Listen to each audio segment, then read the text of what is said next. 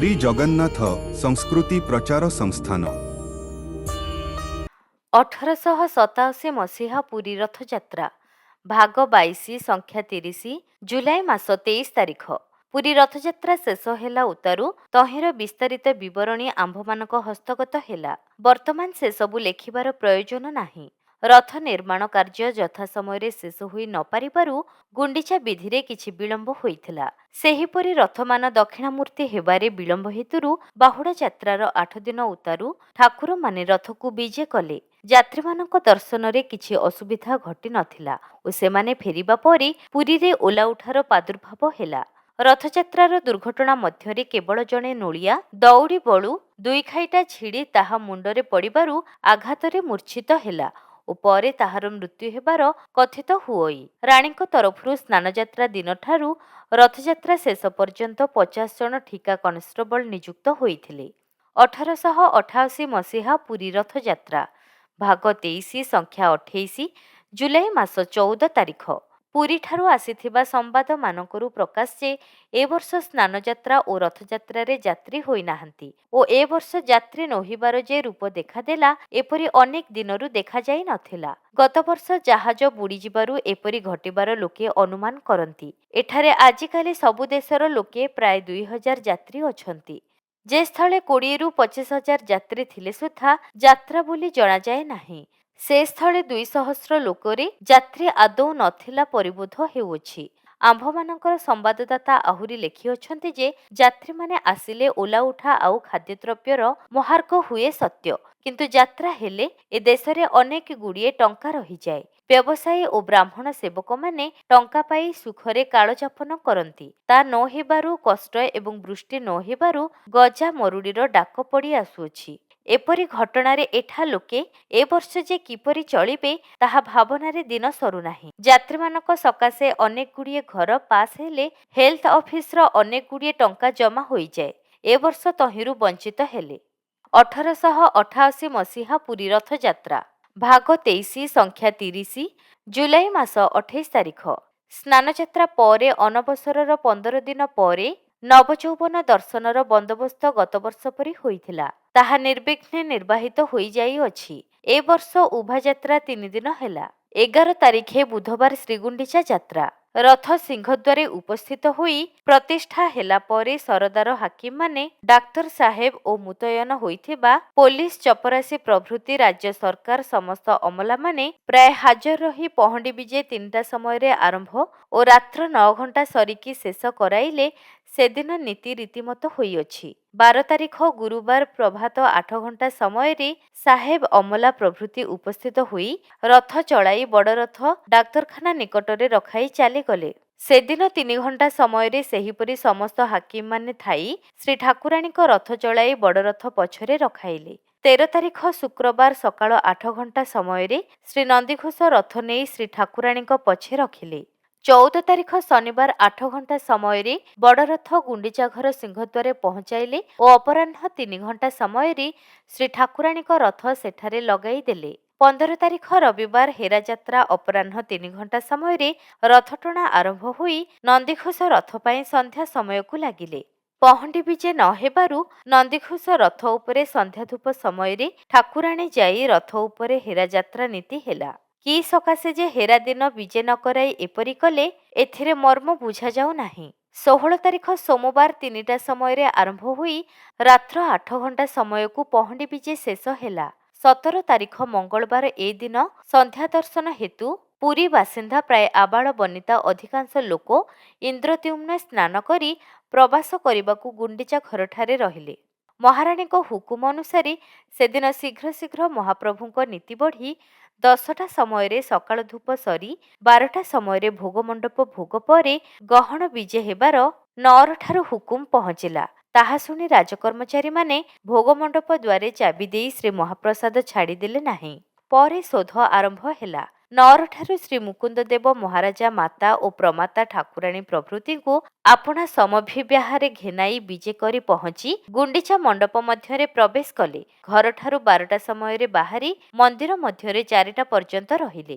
ଏପର ଫେରତା ବିଜେ ହେଲେ ପ୍ରାୟ ସନ୍ଧ୍ୟା ସରିକି ନଅରରେ ପହଞ୍ଚିଲେ। ଗହଣ ବିଜେ ବଢ଼ିଲା ଉତ୍ତାରୁ ଭୋଗମଣ୍ଡପ ଘର ଚାବି ଖୋଲିଦେଲେ।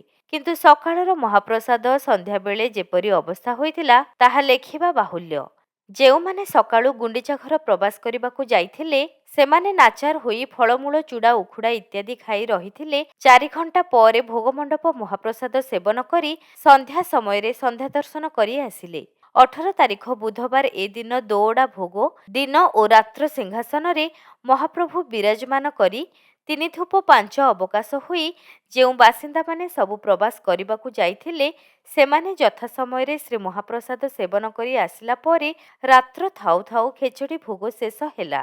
ରଥ ସବୁ ଦକ୍ଷିଣାମୂର୍ତ୍ତି ନ ହୋଇଥିବାରୁ 19 ତାରିଖ ଗୁରୁବାର ଦିନ 3ଟା ସରିକି ରତ୍ନ ସିଂହାସନରୁ ପହଣ୍ଡି ବିଜେ ହୋଇ ଜଗନ୍ମୋହନରେ ବିରାଜମାନ କଲେ। ରଥ ଦକ୍ଷିଣାମୂର୍ତ୍ତି ହେବାରେ ମେଘ ବ୍ୟାଘାତୁକ ହେବାରୁ ଏପରି ଘଟିଅଛି ଯେ କେବଳ ଠାକୁରାଣୀଙ୍କ ରଥ ଦକ୍ଷିଣାମୂର୍ତ୍ତି ହୋଇ ବଡ଼ ରଥ ଅଧା ବାଟରେ ରହିଅଛନ୍ତି। ନନ୍ଦିଘୋଷ ରଥ ଉଠି ନାହିଁ। ବୋଧହୁଏ ଆହୁରି 2ରୁ 4 ଦିନ ବାଦ ରଥ ଦକ୍ଷିଣାମୂର୍ତ୍ତି ଶେଷ ହେବ। ଏପରେ ଯାହା ହେବ ଜଣାଇବୁ। 1888 ମସିହା ପୁରୀ ରଥଯାତ୍ରା ଭାଗ 23 ସଂଖ୍ୟା 31 ଅଗଷ୍ଟ ମାସ 4 ତାରିଖ। ପୁରୀର ରଥଯାତ୍ରା ଅବଧି ଶେଷ ହେବାର ସମ୍ବାଦ ପାଇନାହୁଁ। ଗତ ସୋମବାର ଶ୍ରୀ ବଳଦେବ ମହାପ୍ରଭୁଙ୍କ ରଥ ସିଂହଦ୍ୱାରରେ ଲାଗିଅଛି। ଅନ୍ୟ 2 ରଥ ଏଥିମଧ୍ୟରେ ଆସି ଯାଇଥିବେ। ଗତ ମଙ୍ଗଳବାର ସକାଳେ ଶ୍ରୀ ଜଗନ୍ନାଥ ଦେବଙ୍କ ରଥ ଭିତରକୁ ଗୋଟିଏ କୁଆ ଉଡ଼ିଯାଇ ଠାକୁରଙ୍କ ବାମଭୁଜରେ ପଶିଗଲା। ଏଥିରେ ଲୋକେ ଶଙ୍କା କରୁଅଛନ୍ତି କି ଏ ବର୍ଷ କିଛି ମହା ଦୁର୍ଘଟଣା ହେବ। 1889 ମସିହା ପୁରୀ ରଥଯାତ୍ରା ଭାଗ 24 ସଂଖ୍ୟା 28 ଜୁଲାଇ ମାସ 13 ତାରିଖ। ଏ ଯାତ୍ରା ଏପର୍ଯ୍ୟନ୍ତ ନିର୍ବିଘ୍ନରେ ଚାଲି ଆସିଅଛି। କେବଳ କେତେକ କାର୍ଯ୍ୟ ଅନ୍ୟାନ୍ୟ ବର୍ଷ ଅପେକ୍ଷା କିଛି ବିଳମ୍ବରେ ହୋଇଥିଲା। ନବଯୌବନ ଦର୍ଶନ କରାଇବାକୁ କଲେକ୍ଟର ଓ ପୋଲିସ ସାହେବମାନେ ଦଳ ଦଳ ଓ ଅମଲା ସହିତ ଏବଂ ରାଜପାଟିର ମ୍ୟାନେଜର ପ୍ରଭୃତି ସୂର୍ଯ୍ୟୋଦୟ ପୂର୍ବରୁ ମନ୍ଦିରରେ ପହଞ୍ଚି ଦିବା 8 ଘଣ୍ଟା ମଧ୍ୟରେ ସମସ୍ତ ଯାତ୍ରୀଙ୍କୁ ଦର୍ଶନ କରାଇଲେ। ଯାତ୍ରୀଙ୍କ ସଂଖ୍ୟା 5000ରୁ ନ୍ୟୁନ ନୁହେଁ। ଏମାନେ ସମସ୍ତେ ଅକ୍ଲେଶରେ ଦର୍ଶନ କରି ଆନନ୍ଦିତ ହେଲେ। ତହିଁ ଆରଦିନ ଅପରାହ୍ନ 3ଟା ସମୟରୁ ରଥମାନ ସିଂହଦ୍ୱାରକୁ ଆଣିବାର ଆରମ୍ଭ ହେଲା। ମାତ୍ର ବଡ଼ ରଥ ଆସୁ ଆସୁ ପୂର୍ବ ପାଖ ନାଳକୁ ମାଡ଼ି ଆସି ପ୍ରାୟ 10 ହାତ ଲମ୍ବରେ ବଡ଼ ବଡ଼ ପଥର ସବୁ ଭାଙ୍ଗି ପକାଇ କଷ୍ଟରେ ପହଞ୍ଚିଲା। ଅନ୍ୟ ରଥମାନ ଶ୍ରୀଗୁଣ୍ଡିଚା ଦିନ ସନ୍ଧ୍ୟା ସମୟରେ ସିଂହଦ୍ୱାରରେ ପହଞ୍ଚିଲେ। କିନ୍ତୁ ସେ ପର୍ଯ୍ୟନ୍ତ ରଥର କାର୍ଯ୍ୟ ଶେଷ ହୋଇ ନଥିଲା। ଏ ଦିନ ଭାରି ବର୍ଷା ହୋଇଥିଲା। ଠାକୁରମାନେ ଧାଡ଼ି ପହଣ୍ଡିରେ ପ୍ରାୟ ରାତ୍ର 2 ପ୍ରହର ସମୟରେ ରଥାରୋହଣ କଲେ। ସୁତରାଂ ଏ ଦିନ ରଥଟଣା ହେଲା ନାହିଁ ଓ ଯାତ୍ରୀମାନେ ଠାକୁରମାନଙ୍କୁ ରଥାରୂଢ଼ ଦେଖି ଚାଲିଗଲେ। ଚଳିତ ମାସ 1 ତାରିଖ ସୋମବାର ଠାରୁ ରଥଟଣା ଆରମ୍ଭ ହୋଇ 6 ତାରିଖ ଶନିବାର ଗୁଣ୍ଡିଚା ଦ୍ୱାରରେ ପ୍ରବେଶ ହେଲା ଓ ରାତ୍ର 9 ଘଣ୍ଟା ସମୟରେ ପହଣ୍ଡି ବିଜେ ଆରମ୍ଭ ହୋଇ ଅର୍ଦ୍ଧରାତ୍ର ଉଠାରୁ ଠାକୁରମାନେ ଗୁଣ୍ଡିଚା ଘର ରତ୍ନ ସିଂହାସନରେ ବିଜେ କଲେ। 7 ତାରିଖ ରବିବାର ଗୁଣ୍ଡିଚା ଘରେ ରୀତିମତେ ଧୂପ ଓ ଅବକାଶମାନ ହେଲା ଏବଂ ସେଦିନ ମେଘ ନଥିବାରୁ ଆବାଳ ବନିତା ବସା ଘରେ ରହି ସନ୍ଧ୍ୟା ଦର୍ଶନ କରି ଆନନ୍ଦରେ ଫେରି ଆସିଲେ।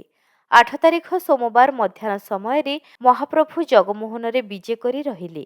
ସେ ପର୍ଯ୍ୟନ୍ତ ରଥମାନ ଦକ୍ଷିଣମୁଖା ହୋଇ ନଥିଲା। ବଡ଼ ଆନନ୍ଦର ବିଷୟ ଯେ ପୁରୀରେ ଓଲା ଉଠାର ଉପଦ୍ରବ ଅନେକ ପରିମାଣରେ ଉଣା ପଡ଼ିଅଛି ଓ ଅଧିକାଂଶ ଯାତ୍ରୀ ନିରାପଦରେ ବାହାରି ଆସିଛନ୍ତି।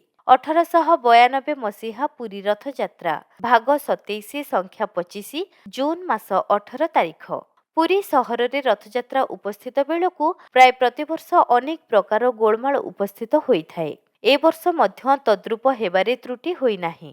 ଆଗାମୀ 26 ତାରିଖ ଦିବସ ରଥଯାତ୍ରା ଆରମ୍ଭ ହେବ।